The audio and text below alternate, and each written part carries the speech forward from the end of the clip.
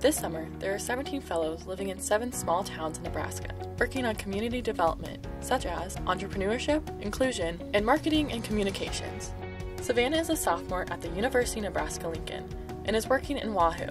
My lead project is for a communications plan where I'm working with my community leaders to find a way to get messages and important information to every audience and every member of the community. One thing that we're doing is a Hope social media campaign where we capture stories of people in the community that have gone out of their way to provide hope and that are helping others prosper. Rachel is a junior at UNL and is working in the small town of Table Rock, located in Pawnee County. I'm doing social media and video production, stuff like that, making materials that can promote the tourism of the county as well as some of the businesses that people will see when they come down to visit. Pawnee County is so close to Lincoln and Omaha. The goal with the social media is to kind of draw more tourists down here because it's the perfect little place for a day trip. There's a lot of museums, there's campgrounds, just a bunch of scenic places to see that people wouldn't normally know about. Brittany is a junior at UNL and is working in Auburn. We've been working on social media content, their brand guide, and we've been working on an LB840 marketing plan. Emma, a sophomore at UNL, is also in Auburn this summer. She describes her role in promoting LB840. This local effort under the Local Option Municipal Economic Development Act, also known as LB840, allows cities to collect and appropriate local tax dollars for economic development. With the research that we're doing with LB840 and creating that marketing campaign, I hope that eventually Auburn will be able to bring it into their community and the impact that LB840 will make will be huge. Kenneth, a current graduate student at UNL, is taking on the role of community leader this summer. Get involved as much as I can and help however I can.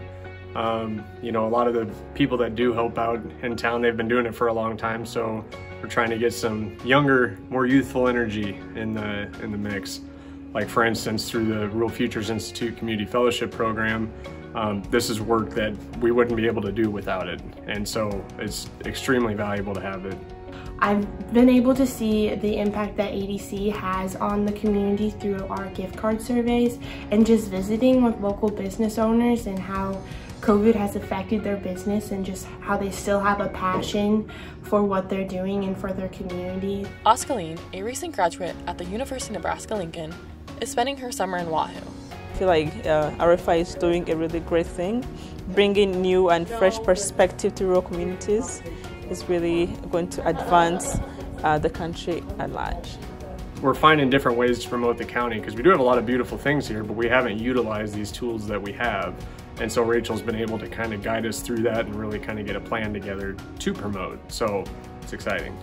Julia, a former RFI fellow herself, is overseeing the fellows' work in Auburn. It'll ultimately be up to the Auburn Development Council to take all the hard work that they've done, the research that they've developed, and implement the plan in order to see that come to fruition. The Rural Futures Institute is important because it gives young minds and new perspectives back to rural communities because we forget how important the rural communities are to the state of Nebraska because they're literally the backbone.